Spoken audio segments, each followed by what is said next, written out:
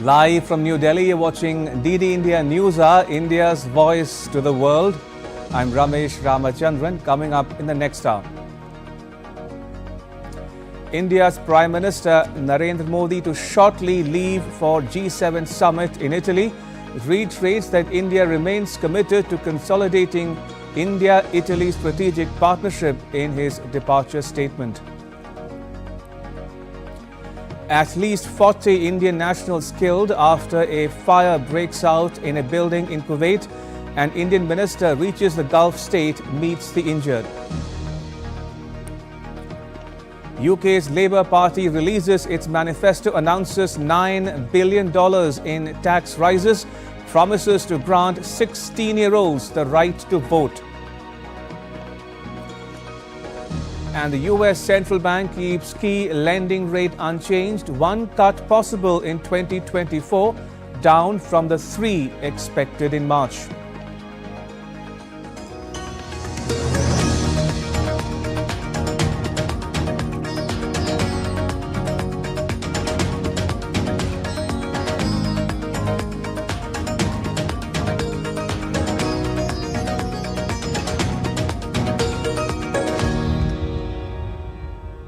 India's Prime Minister Narendra Modi will be travelling to Italy to take part in the G7 Outreach Summit.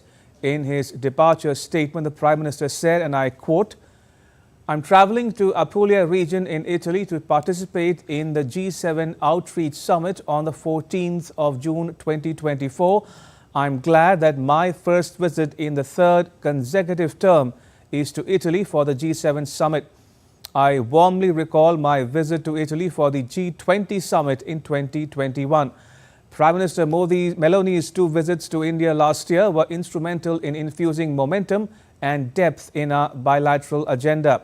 We remain committed to consolidate the India-Italy strategic partnership and bolster cooperation in the Indo-Pacific and Mediterranean regions." During the discussions at the outreach session, the focus would be on artificial intelligence, energy, Africa and the Mediterranean. It will be an opportunity to bring greater synergy between the outcomes of the G20 summit held under India's presidency and the forthcoming G7 summit. I am also looking forward to meeting other leaders participating in the summit, unquote.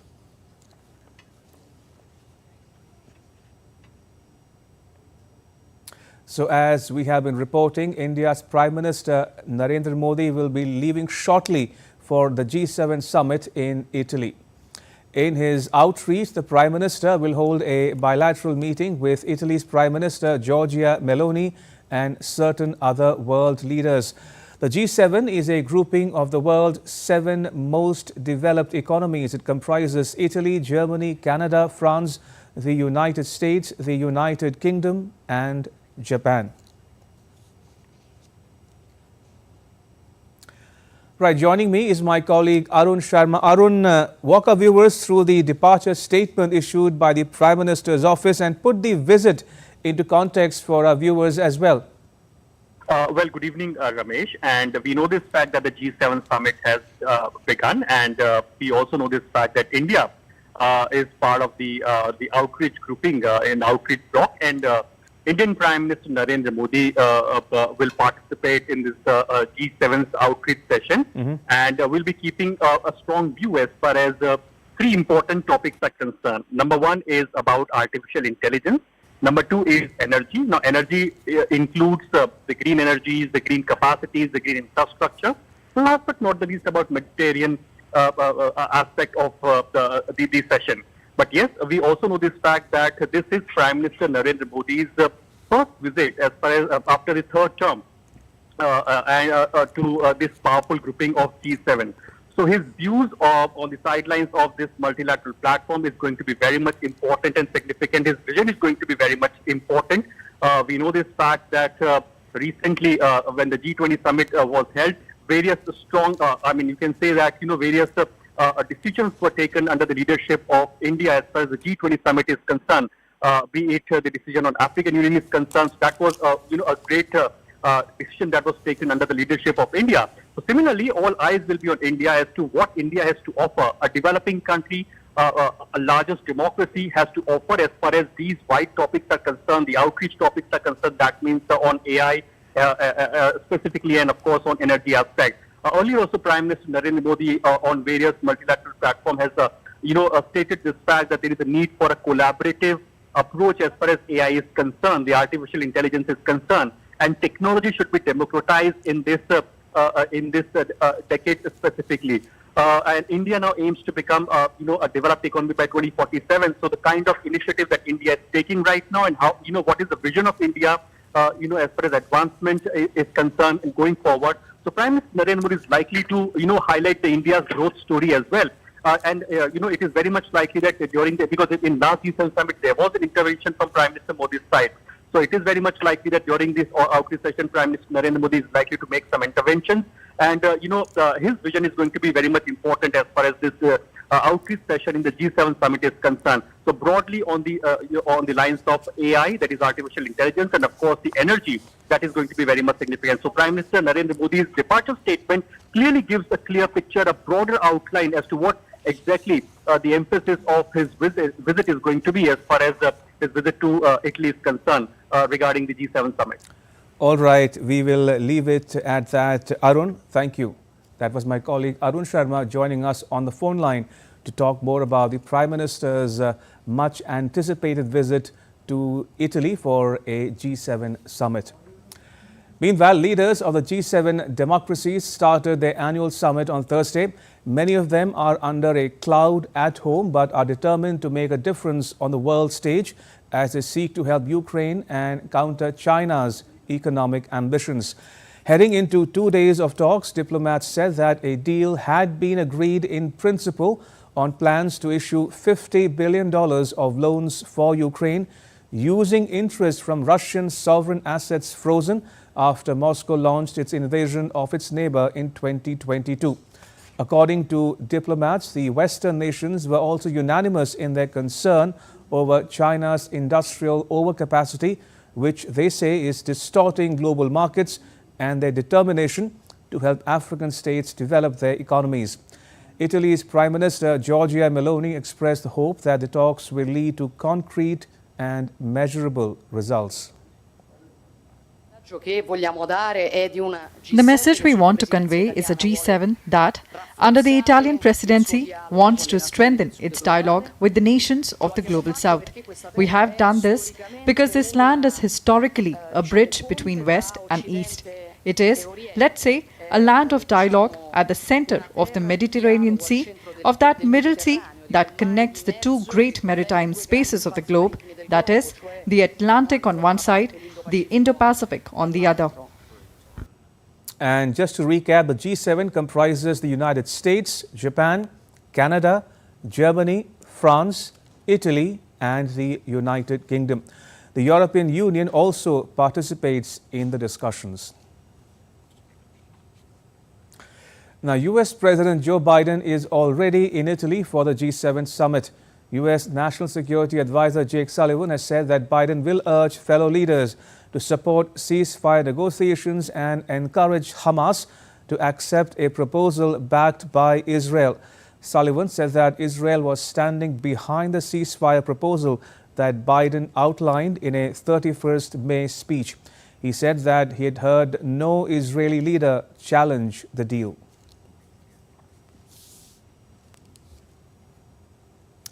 And my colleague Giles Gibson has more from Bari in Italy.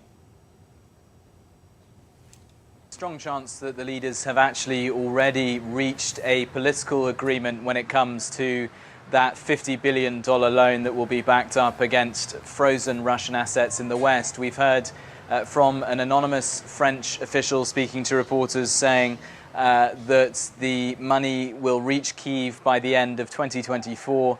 And we've also been hearing from Jake Sullivan, who you were just talking about there, the US National Security Advisor, saying that the major tent poles for an agreement are in place and that the specifics will be worked out according to a set out timeline. So what it looks like is going to happen as the leaders actually are in the middle of their session on Ukraine as we speak is that by the end of the summit we will get the broad brushstrokes of this agreement sketched out for us in the final statement, and then bureaucrats, officials from the different countries will go away and try to work out the fine details in terms of things like, will this loan be issued through the World Bank or through another mechanism, that kind of thing. But it looks like the political will is behind issuing this loan by the end of this year.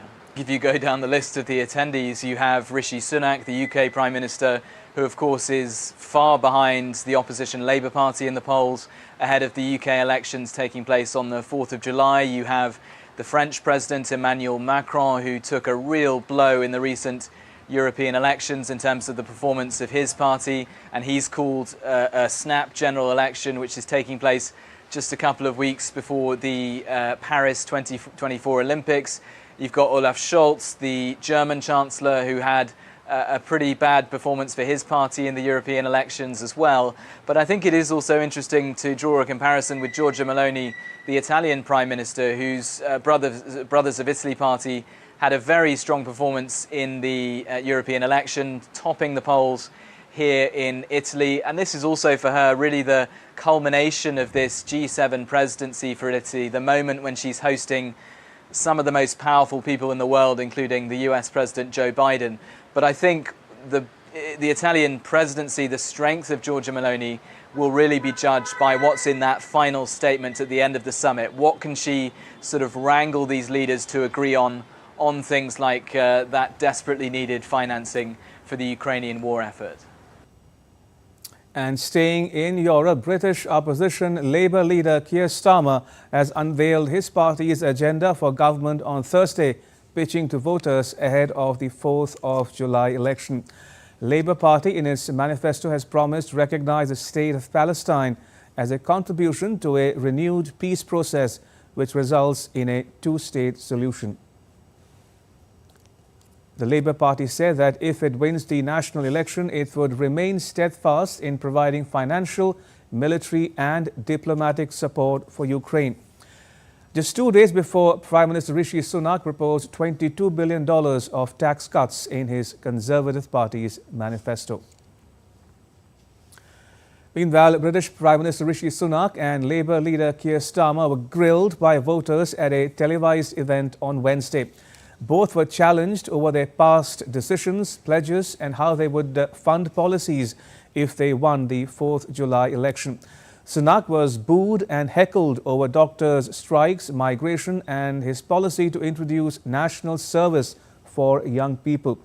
On the other hand, Starmer was taken to task for what one audience member said was his avoidance of answering questions and over his previous support of his predecessor, the left-wing veteran Jeremy Corbyn. A poll taken after the event in the northern English town of Grimsby said 64% believe that Starmer had won the event that was telecast by a UK-based TV channel. Meanwhile, Britain on Thursday imposed its first sanctions targeting vessels in Russian President Vladimir Putin's shadow fleet that it said was used to circumvent Western sanctions and continue trade in Russian oil. The action, a part of 50 new sanctions and coordinated with G7 partners, also targets suppliers of munitions, machine tools, microelectronics and logistics to Russia's military, including entities based in China, Israel, Kyrgyzstan and Turkey. NATO's defense ministers gathered in Brussels on Thursday for a two-day meeting where they were joined by Ukraine's defense minister Rustem Umerov. NATO members are set to take tougher action against Russian spies and discuss the situation in Ukraine. Now, speaking ahead of a meeting of NATO defense ministers, U.S. Secretary of Defense Lloyd Austin said that NATO members would be less secure if tyrants think they can trample borders and cow their neighbors. At a time of rising tensions with Russia, NATO countries have kicked out hundreds of alleged spies and Moscow has taken reciprocal action in a tit-for-tat. Meanwhile, NATO chief Jens Stoltenberg has termed nuclear weapons as NATO's ultimate security guarantee and a means to preserve peace. Stoltenberg's comments came after Russia conducted non-strategic nuclear drills. The NATO chief highlighted the alliance's efforts to adapt its capabilities to current security threats. NATO's nuclear deterrent is our ultimate security guarantee and our ultimate deterrence. And this is something which is developed over many years, the nuclear sharing arrangements, where the United States has nuclear weapons in Europe, but where allies are providing the planes, the storage, the command and control, the support to make this an effective and secure part of NATO's total deterrence and defense. Still to come on DD India News Hour. New Zealand's geological experts warn of possible landslides in Papua New Guinea. And Donald Trump's lawyers argue that a gag order unfairly restricts his ability to defend himself publicly against criticism from political opponents such as US President Joe Biden.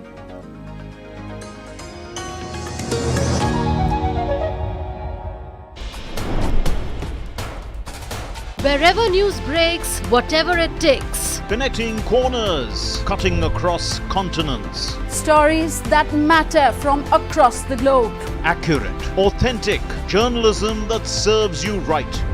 From politics to glamour, from sports to world affairs, with a fusion of aesthetics and substance. Introducing news in a new avatar. Experience the world through a new lens. Stay tuned to DD India for an exciting journey beyond borders.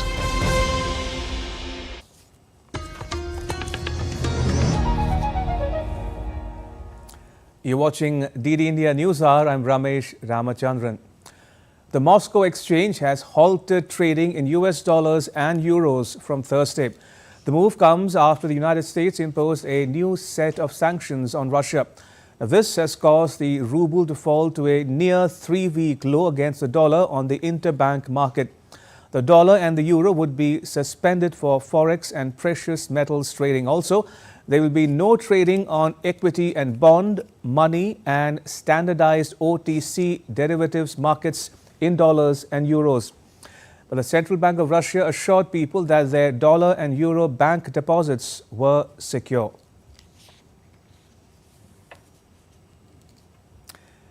And my colleague Dasha Chernysova has more from Moscow. Take a listen.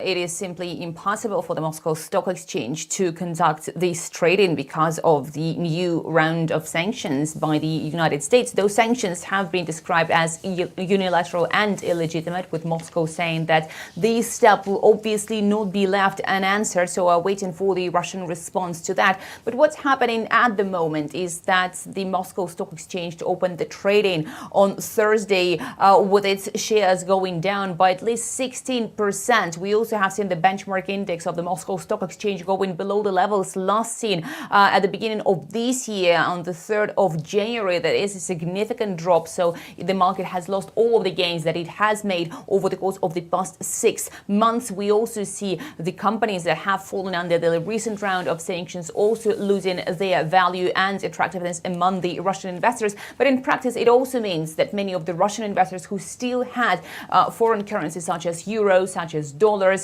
of the United States in their broker accounts, they are not able to withdraw their cash from their broker accounts. Now, the Russian brokers are saying that they have been warning about this possibility. The investors telling them that they need to minimize the risk and to withdraw the cash or translate it to the other currencies. But still, there are many people who have it. So now they are waiting for the contingency plan that has apparently been developed by the Russian authorities just to what to do now with this currency in their broker accounts. At the same time, the savings accounts at the banks are safe and sound, with the Russian central bank also saying that the value of the ruble will now be defined by the OTC trading. Spain's Prime Minister Pedro Sanchez and Turkey's President Recep Tayyip Erdogan held talks in Madrid on Thursday. The meeting was a part of the 8th Spain-Turkey high-level meeting wherein the leaders will sign a series of agreements and hold a press conference once the meeting is over. Earlier, Sanchez welcomed Erdogan at Moncloa Palace with military honors. As migration rattles policies and decision-making in Europe, with the number of migrants surging each day, a large number of migrants have died while traveling from northern Africa to Spain, taking what is known as one of the deadliest routes so far. While Spain's Interior Ministry says there has been an increase of 259.6% in the numbers as compared to last year, data from an NGO called Walking Borders said that 33 people die on an average every day during their journey. 47 boats have disappeared in the sea and 4,808 deaths have been registered since the beginning of this year.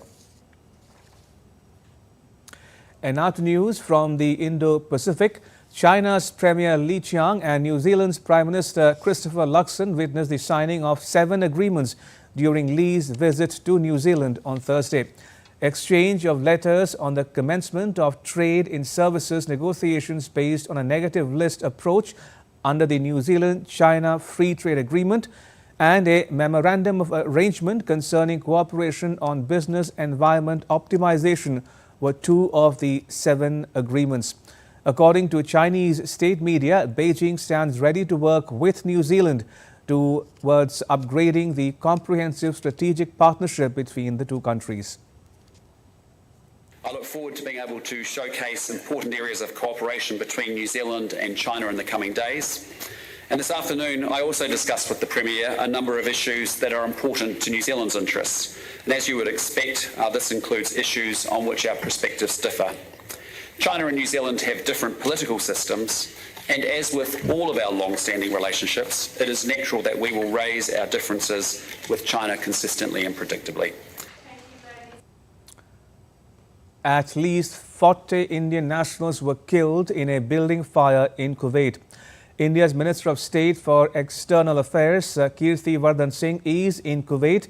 He visited the Jaber hospital to ascertain the well-being of the injured Indians. He met 6 injured admitted there. All of them are reported to be safe. Before leaving for Kuwait, the minister said that a DNA test was being conducted to identify the victims. An Indian Air Force plane was on standby to bring their mortal remains to India. The situation is that the victims are mostly burn victims, and some of the bodies have been charred beyond recognition. So a DNA test is underway to identify the victims, and the Air Force plane is on the ready. And as soon as the bodies are identified, their kin will be informed, and our Air Force plane will bring the bodies back. The latest figures that we had last night, the casualty figures are around 48, 49, out of which 42 or 43 are believed to be our countrymen Indians. Meanwhile, India's Minister Kirti Vardhan Singh has met Foreign Minister of Kuwait, Abdullah Ali Yahya. Yahya conveyed his condolences on the tragic fire incident. He assured full support, including medical care, early repatriation of mortal remains and investigation into the incident. The cabinet of the Kerala government met on Thursday. It decided to extend 500,000 rupees, that is $6,000, as ex gratia to the families of each Indian national hailing from the state of Kerala who lost their life in Kuwait. A financial assistance of 100,000 rupees, that is $1,200, will be given to each of the injured. Kerala's Health Minister Veena George will travel to Kuwait. She will coordinate the medical treatment of the injured and repatriate the mortal remains of the deceased to Kerala. Meanwhile, a Kerala government official has said that 15 of the dead had hailed from the state of Kerala. The state government was in touch with India's Ministry of External Affairs for updates. Official sources have confirmed the death of 15 Malayalis in this unfortunate accident. And unofficially, we are having information that 24 Malayalis are dead We are still awaiting the confirmation of the names of these Malayalis. And the primary focus of the state government currently is to bring the mortal remains of these Malayalis back to their homes in Kerala. So we are working with the Government of India and the Ministry of External Affairs as well as the Indian Embassy in Kuwait, who are all really cooperating with us and who are really working hard in the site of the event. Total of 12 lakhs will be given as immediate compensation to the family of the victims. New Zealand's geological experts warned of possible landslides in Papua New Guinea. Authorities ended rescue efforts and search operations in the area. The experts raised concerns on Thursday regarding the stability of the ground. Though only 11 bodies have been recovered so far, the total number of deaths still remains unclear. Papua New Guinea's government has said that more than 2,000 people have been buried alive, whereas a UN estimate put the death toll at 670. Meanwhile, India on Thursday sent a flight carrying 19 tons of humanitarian assistance and disaster relief to Papua New Guinea. The aid comprises 13 tons of disaster relief material such as temporary shelter, water tanks, hygiene kits, ready-to-eat meals, and 6 tons of emergency use medicine, medical equipment such as dengue and malaria diagnostic kits, and baby food. In the wake of a devastating landslide in the Enga province of Papua New Guinea, India had announced an immediate assistance of $1 million. India and Papua New Guinea are members of the Forum for India-Pacific Islands Cooperation.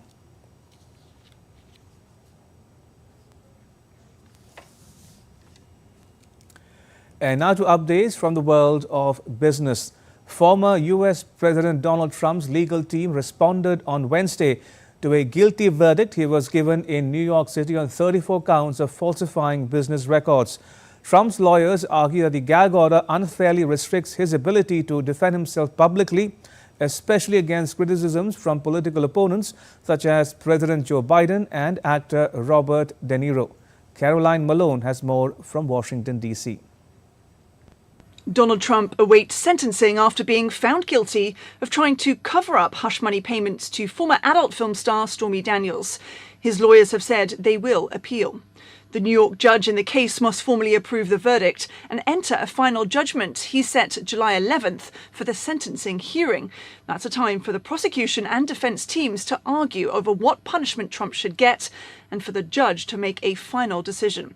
That will come just days before the Republican Party is likely to officially nominate Trump as their candidate for president, ahead of the GOP convention, where he's due to announce a vice president. Falsifying business records can get someone up to 4 years in prison, but most people, especially first-time offenders like Trump, usually get much less time or just a fine or probation. If he were to be given jail time, though, and then win November's presidential election, he could still serve as the US leader. Caroline Malone in Washington reporting for DD India.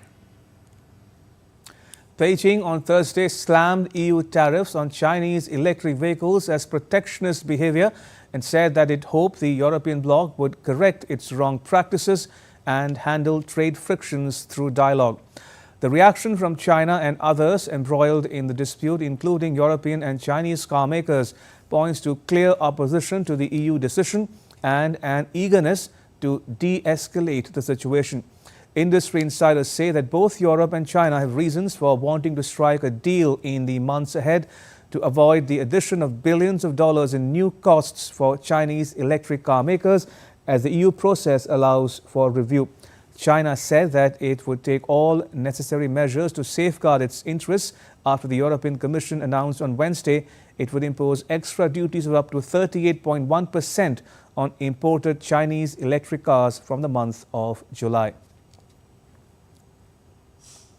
The U.S. Central Bank has left the benchmark interest rates unchanged at 5.25% to 5.5% for the 7th straight meeting. The Fed raised the U.S. core inflation forecast for 2024 and held GDP projections at the previous levels. The U.S. Fed chair-led Federal Open Market Committee will meet on 30th and 31st of July to deliberate for the next set of policy decisions. My colleagues and I remain squarely focused on achieving our dual mandate goals of maximum employment and stable prices for the benefit of the American people. Our economy has made considerable progress toward both goals over the past 2 years. The labor market has come into better balance, with continued strong job gains and a low unemployment rate. Inflation has eased substantially from a peak of 7% to 2.7%, but is still too high. We are strongly committed to returning inflation to our 2% goal in support of a strong economy that benefits everyone. And still to come on DD India News Hour. India's Prime Minister Narendra Modi reviewed the situation in Jammu and Kashmir after a spate of terror attacks.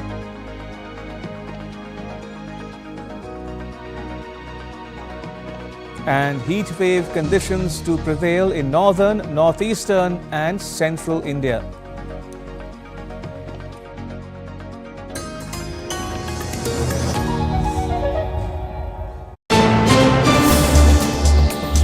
Voice of a rising aspirational world. Stories of challenges, struggles and accomplishment. A world battling conflict, hunger and poverty. Embracing growth, development, science and technology. A voice of progress, a voice of unity. Watch Voice of the Global South with me, Akshay Dongre, only on DD India.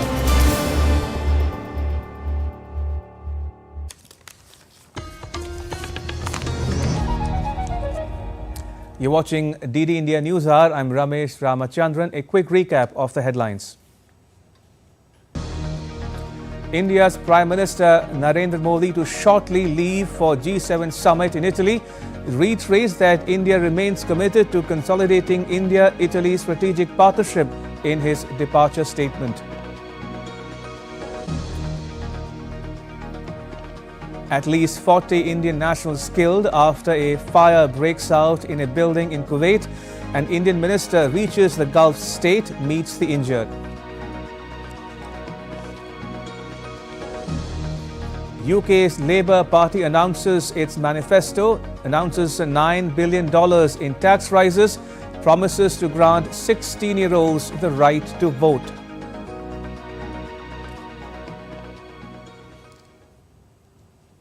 First up, Tesla shareholders have a big decision to take on Thursday.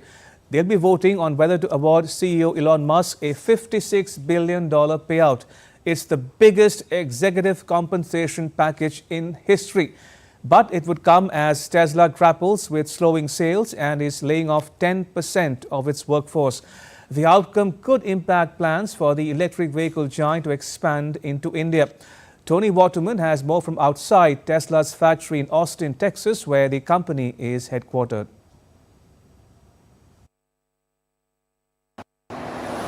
Elon Musk has not received a dime from Tesla since 2018. No salary, no stock options, no bonuses.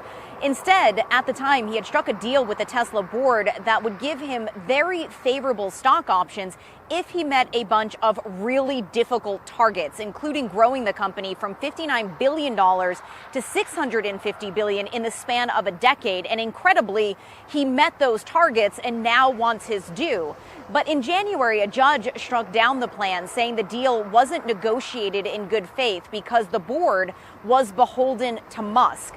And on Thursday, shareholders will get their say. This vote has really become a referendum on Musk himself. Major shareholders, including Norway's trillion-dollar sovereign wealth fund, say they'll vote against the pay package, citing concerns over its size and structure. But Musk's supporters say without his relentless drive and uncompromising standards, there would be no Tesla.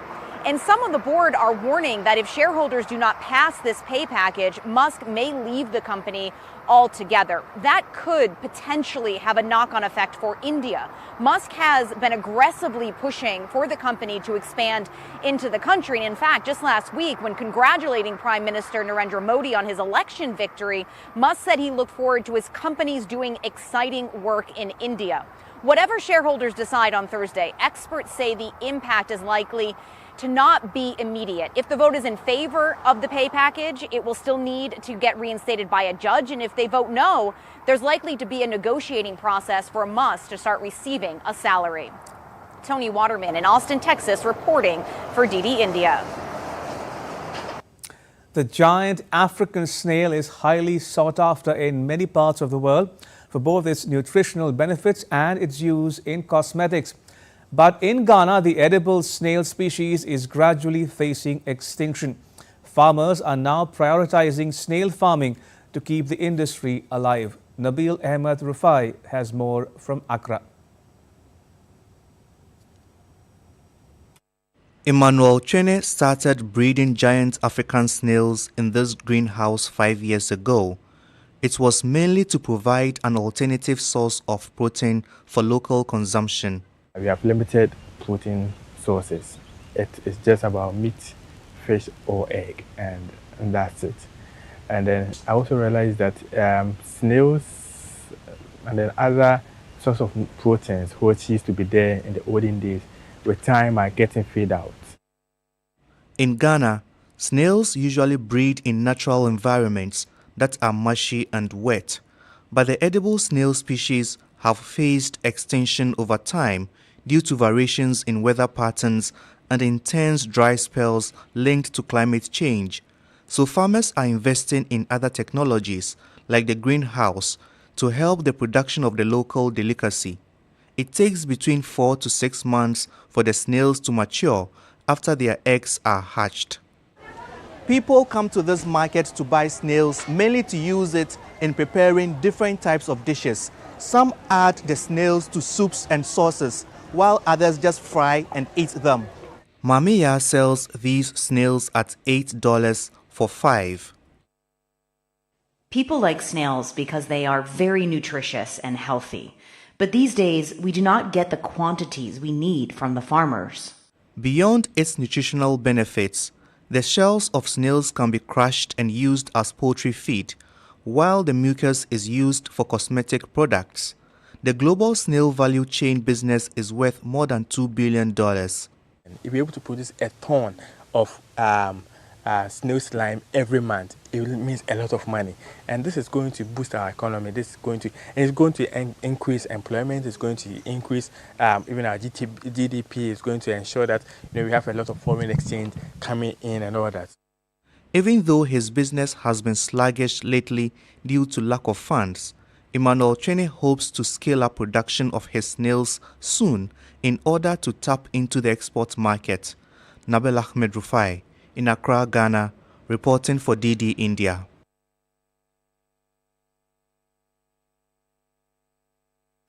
All right, now take a look at what else is making news around the world. We'll get to that in just a bit, but in news just coming in, India's Prime Minister Narendra Modi has left India for the G7 summit to be held in Italy. This is news just breaking here on DD India News Hour that Prime Minister Narendra Modi of India has left New Delhi to attend the G7 summit in Italy. Remember, it's the 5th time Prime Minister Modi would be representing India at a G7 outreach summit and the 11th time overall that India has been invited to the G7 outreach summit. Right, if you're just tuning in, these are the latest visuals of India's Prime Minister Narendra Modi departing for Italy to attend the G7 outreach summit. This year's summit is being hosted by Italy, and Prime Minister Modi would be holding a bilateral meeting with his host, Italy's Prime Minister Giorgia Meloni, on the sidelines of the G7 outreach summit. In a departure statement, the Prime Minister said, and I'm paraphrasing him here, he says he's traveling to Apulia region in Italy to participate in the G7 outreach summit on the 14th of June. He is glad that his first visit in the 3rd consecutive term is to Italy for the G7 summit. He warmly recalls his visit to Italy for the G20 summit that was held in 2021. The departure statement spoke about Italian Prime Minister Giorgia Meloni's 2 visits to India last year, which were instrumental in infusing momentum and depth to India-Italy bilateral agenda.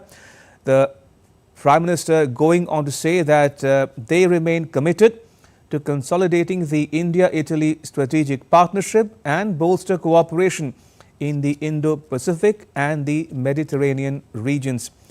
And last but not the least, during the discussions at the outreach session, the focus would be on artificial intelligence, energy, Africa and the Mediterranean. He says it will be an opportunity to bring greater synergy between the outcomes of the G20 summit held under India's presidency last year and this year's G7 summit in Italy. And he says he is looking forward to meeting other world leaders participating in the G7 summit in Italy. So if you're just tuning in, these are the visuals that we are getting of India's Prime Minister Narendra Modi leaving New Delhi to participate in the G7 outreach summit in Italy. All right, let me go across to my colleague Akshay Dongre for more on the Prime Minister's visit to Italy. Akshay, it is Prime Minister Modi's first overseas visit in his third term. What do we know about his engagements in Italy? Is his itinerary a work in progress? Well, so far there is no clarification on what are the bilateral meetings that Prime Minister Narendra Modi is going to hold on the sidelines of the G7 summit with other G7 leaders beside Italy, which has become clear that Prime Minister Narendra Modi will be holding a bilateral meeting with the Italian Prime Minister Giorgia Meloni. But as far as the engagements are concerned, it is going to be a tight schedule, in fact a packed one for Prime Minister Narendra Modi, who will be there in Apulia, Italy for a matter of about 24 hours as far as this entire G7 participation as an invited guest is concerned. So what we are looking for is about the kind of talks that can take place as far as the bilateral engagements are concerned. What kind of leaders Prime Minister Narendra Modi will be engaging with, because besides the G7 nations, there is a list of nations that have been invited for the G7 by the G7 leaders as guest countries that include Algeria, Argentina, Brazil, Egypt, Kenya, Mauritania, Saudi Arabia, South Africa, Tunisia, Turkey, UAE, and there are certain international organizations like United Nations as well. So this is in fact a brilliant platform for all of these nations to in fact gather and talk about the kind of challenges the world faces. Prime Minister has clarified his priorities, that he will be going there for the G7 summit in a way to amplify the voice of the global south, which he has spoken about in his departing statement as well, that he will be going and talking about Mediterranean issues in the Mediterranean, in the Indian Ocean region, in terms of energy, in terms of energy transition, in terms of climate, as well as in about places like Africa. So it's not just an India-centric visit from Prime Minister Narendra Modi, where he will be going to Italy and talking to G7 leaders. He will be talking about the larger, broader global south that India has been representing from what we have seen in the last several summits of global magnitude, where India has talked about the need for a voice of the global south to be amplified among these larger, more economically developed nations. So that is going to take place. But as far as the other bilaterals are concerned, we are yet to get a schedule. But in all likelihood, Prime Minister will be holding meetings with other world leaders as well, especially given the fact that this is his first foreign visit after getting sworn in as the Prime Minister for the third term. Akshay, stay on. I'll come back to you momentarily. Let me recap what you just told the viewers. Viewers, this might interest you as well. 4 broad topics for focus for India at the G7 Outreach Summit. 1, artificial intelligence. 2, energy. 3, Africa. And last but not the least, the Mediterranean. Right, let me also bring in my other colleague who is covering the summit from the venue of the summit itself in Italy. Joining me is Amritpal Singh. Amrit, if you can hear me, I meant to ask you about the Indian Foreign Secretary's briefing here in New Delhi on Wednesday before the Prime Minister's departure. And he had spoken about how India can be expected to raise the issue of cross-border terrorism at the summit. Why don't you put that into context for the viewers? You know, given the recent attacks in Jammu and Kashmir, cross-border terrorism remains a long-standing issue with India, especially emanating from the western neighbor Pakistan, using its proxies to create the problem in India. It's not just India's concern, it is really an effort to destabilize the region. When the world is marred by conflicts in Europe and in West Asia, the world cannot afford to have another destabilized, another instability in another part of the world. So therefore, Prime Minister Modi could use this opportunity to put that point across to the G7 so that they can use their political heft to prevent instability in the region and use, as I said, use their political weight and political heft to deal with this issue. And because this cannot be addressed in silos, the world has to come together and take a united stand against terrorism in whatever form or under whatever name it is being used. And so therefore the Prime Minister could use this opportunity to send a message across to the most powerful nations of the world, and also through the G7, because even those who are not a part of the G7 or are not invited to the G7 do hear what is and look at very closely at what transpires at this forum. Ramesh? Amrit, let me also ask you another related question. What might figure on India's agenda at the summit itself, and also in the Prime Minister's talks with other world leaders on the margins of the summit? At the summit, Ramesh, the Prime Minister shall be making an intervention and an address at the outreach session, because India is not a member of the G7. India is an invitee country or a partner country. This is the 11th time that India has been invited and 5th consecutive attendance for Prime Minister Modi. He has been invited every year, the last year being at Hiroshima. But the G7 would want to, India would want to use this opportunity to put out the concerns, aspirations, needs, the voice of the global south, because India has come to assume an undeclared leadership of the global south, given that the underdeveloped or the developing countries, they are in the larger power matrix of the global governing architecture, do not carry much weight. But India, due to its rising political and strategic heft, does carry a voice, and the world listens to it closely. So therefore, the Prime Minister shall be using that opportunity to see that what was agreed at New Delhi last year during the G20 summit, which was held under India's presidency, there is more synergy between that and the Borgo in Asia, Italy summit of the G7.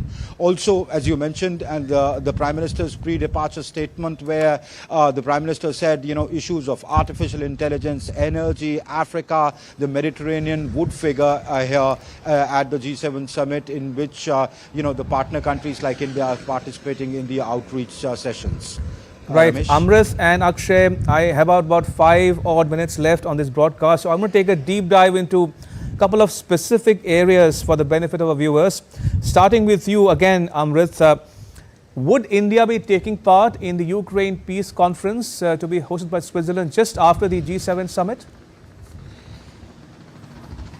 Yes, India would be represented, but not at the level of the Prime Minister, but you probably at a lower level, at an official level. That comes close on the heels. But very interestingly, when you asked me the last question, and I couldn't answer that about the bilaterals. Interestingly, the Prime Minister is meeting Volodymyr Zelensky here, is expected to meet Volodymyr Zelensky for a one-on-one bilateral. That will be interesting to see what transpires there. But as expected, India could advocate and reiterate its long-standing position that the solution to the conflict lies through talks and diplomacy rather than any kind of military victory.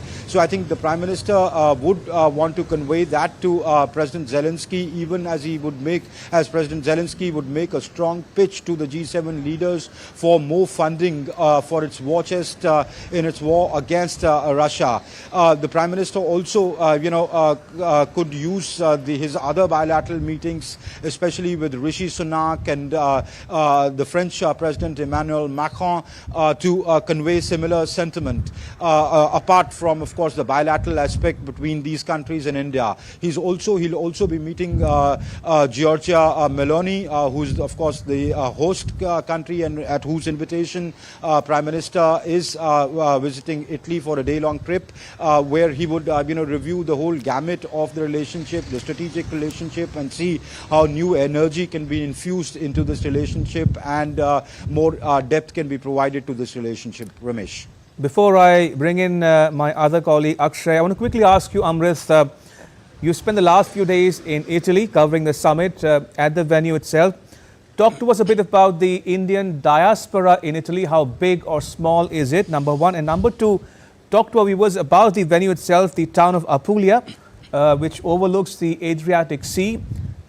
Is there a lot of media interest at this year's G7 Outreach Summit? Okay, first about, what did you ask the first part, Ramesh? About the Indian diaspora in Italy. Oh, the Indian diaspora, yes. Okay, so there is about a 200,000 strong Indian diaspora here. They are much of it is in the agriculture sector and the dairy sector.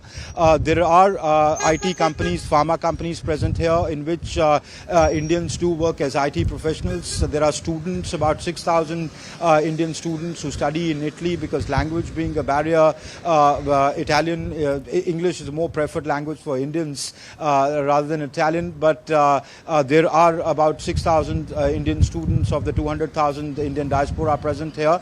It is a sizable diaspora for a small country like Italy.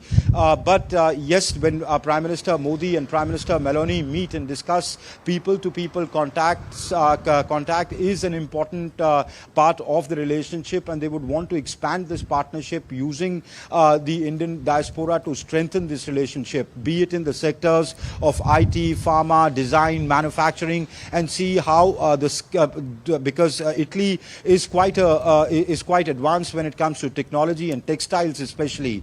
It is the fashion capital of the world. Milan is said to be the fashion capital of the world. So use the skilled Indian manpower that is present in both India and part of it which is here in the diaspora, but that could be expanded. So that the diaspora could play an important role in further deepening of the tie and achieving the ambitious agenda which the two principles set for the two countries.